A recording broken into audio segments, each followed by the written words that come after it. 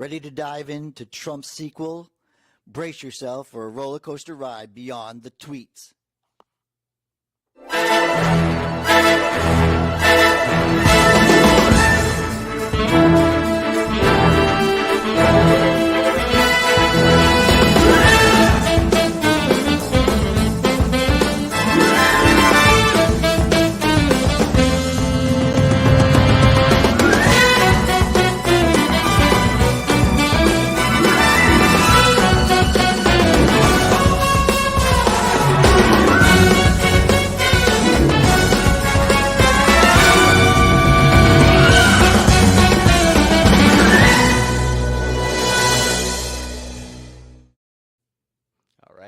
All right. Trump's potential second-term agenda, revealed in leaks and statements, promises a dramatic departure from his first term, including mass deportations, attacks on NATO, and an embrace of Christian nationalism. Let's go, Joel. Well, I believe that it's no secret, none of this is a secret, that Trump wants to make sure to make a statement on the border security. Yes. That's bringing him an awful lot of momentum, which is giving him an opportunity to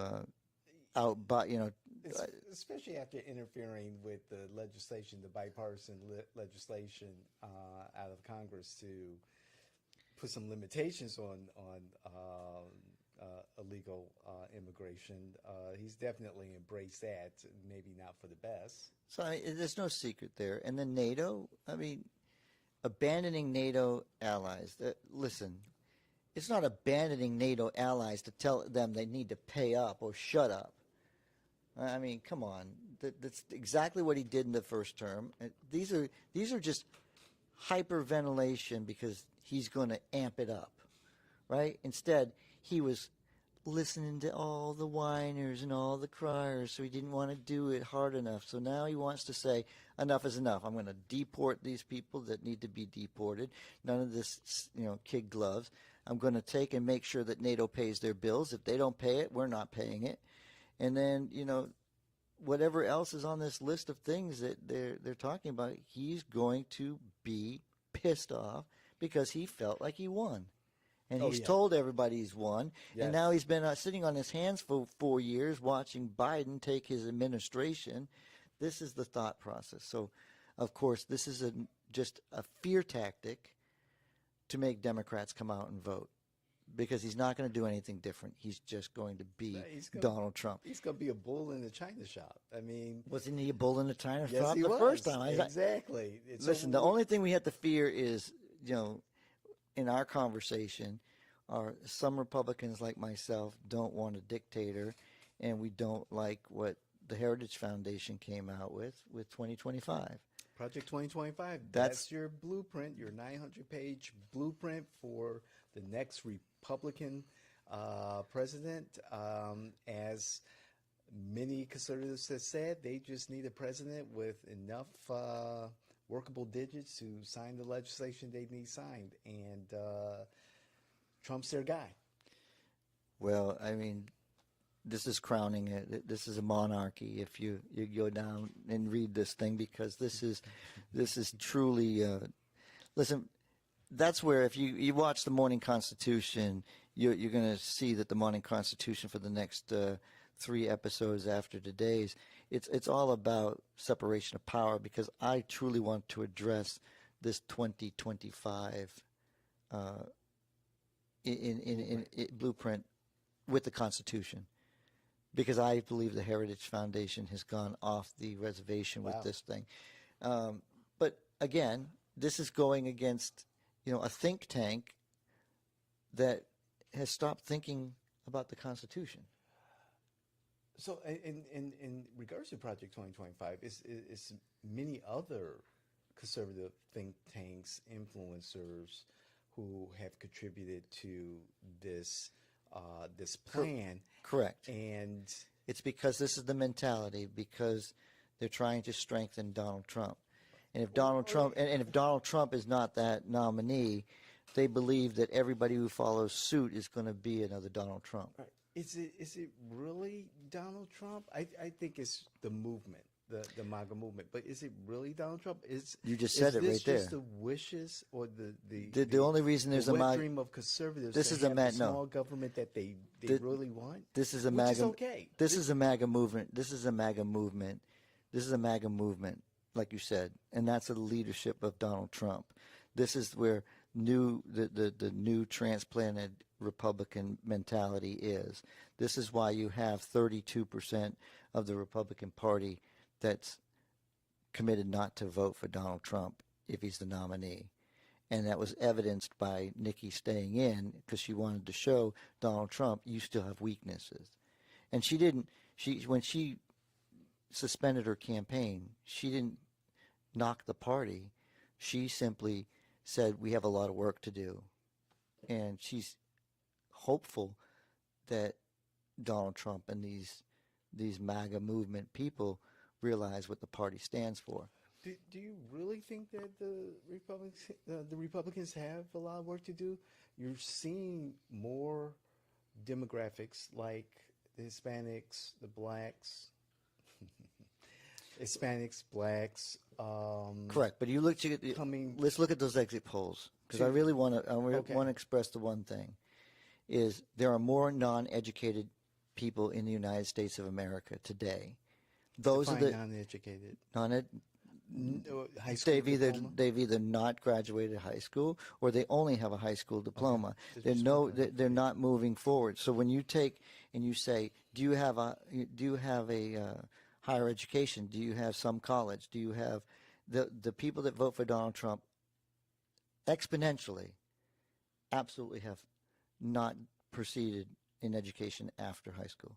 If you have a college degree, you're most likely not to vote for Donald Trump. So the vast majority of Americans do not have a college degree. That's what I'm saying. So yes, you're seeing an increase. You're seeing an increase in voters. He's going to win. Mm-hmm. He's going to win because he's relating to those people.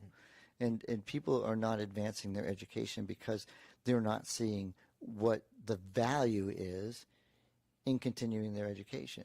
In the last election, we saw more women vote for Donald Trump. Correct. Than in 2016. Correct. Slightly more. You're seeing black men.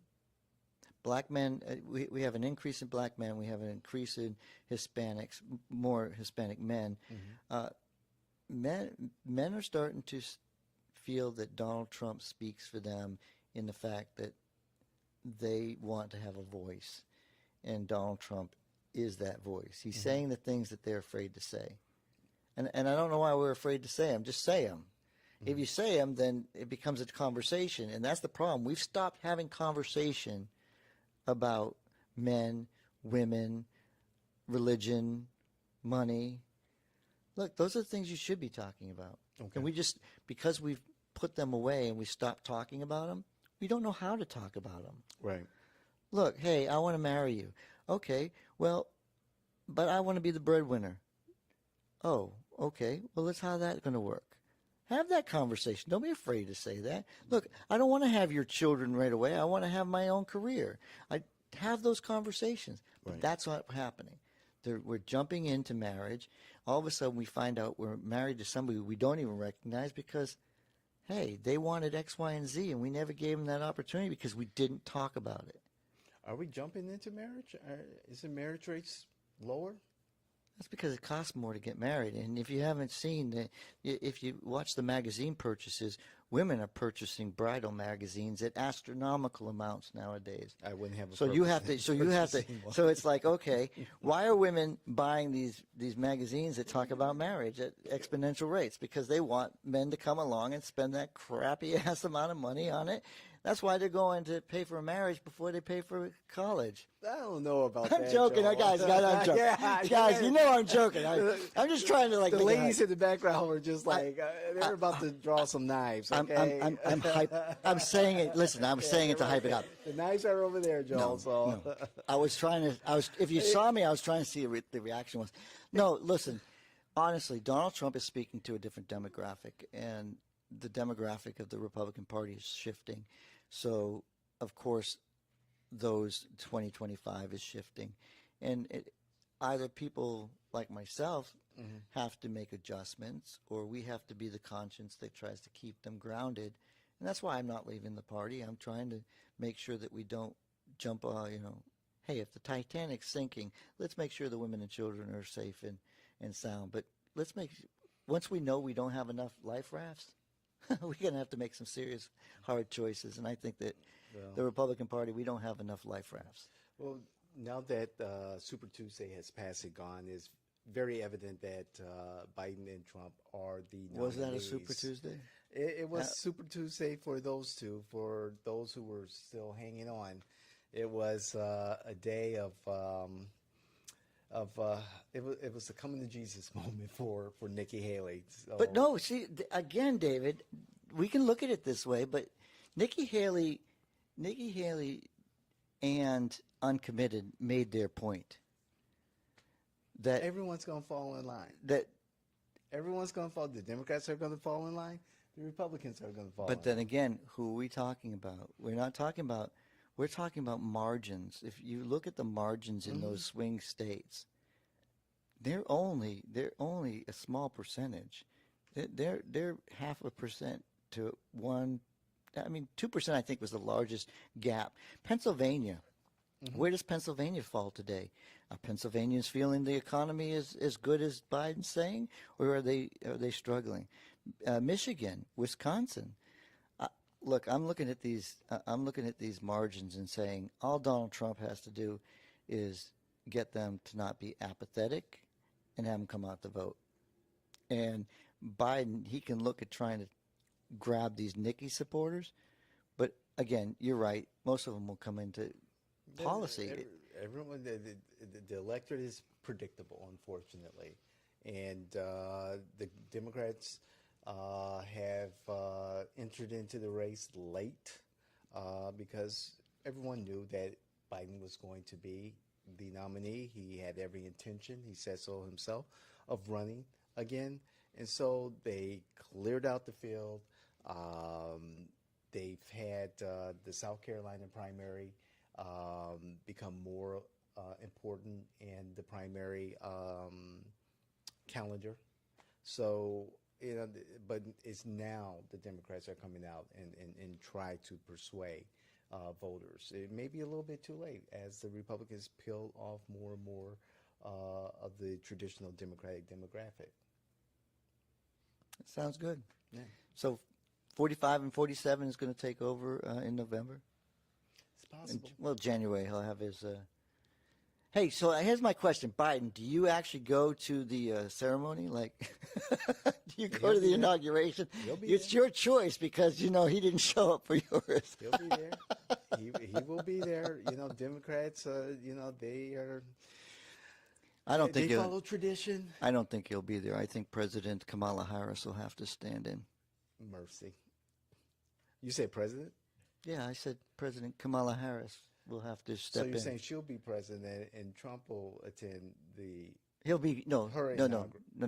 She'll be president of the United States when Donald Trump takes over because I don't think Biden makes it to November. So, okay. I thought they... I mean, I'm looking at this guy. I'm looking at this guy try to walk the border, for goodness gracious. She'll run in 2028. No. And Trump will run one more time. No, we'll have our first woman president that after the election. So maybe he makes it to November, but she becomes president in December. 1 month at a time. I'm just joking, guys. Come on.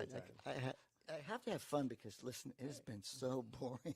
But in closing for me, I do want to say that the Republicans, organizationally, policy, and just future planning-wise, with the Article 5 convention that's being proposed, and they're close to having the required number of states to have a constitutional convention, you have to understand conservatives and Republicans know their business, how they secure the Supreme Court, how they've gotten Federalist Society judges, and throughout the court system.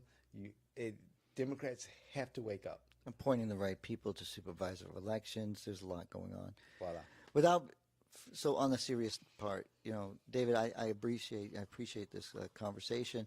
The Democrats have a lot of work to do, and Republicans don't become Democrats and start to, you know, rest on your laurels, because you know what, messaging, and keep on doing the right thing, and you'll keep on winning. So like, share, you know, do whatever you know, make sure you bring your facts, not your feelings, like David always says, because we like to have a good discord. Indeed. We'll see what Trump's proposed agenda will provide America as we get closer and closer to Election Day. There's a lot to consider. Yep, the deportation of Democrats will start in January. Get your passport, pros. We'll see you the next time. Take care.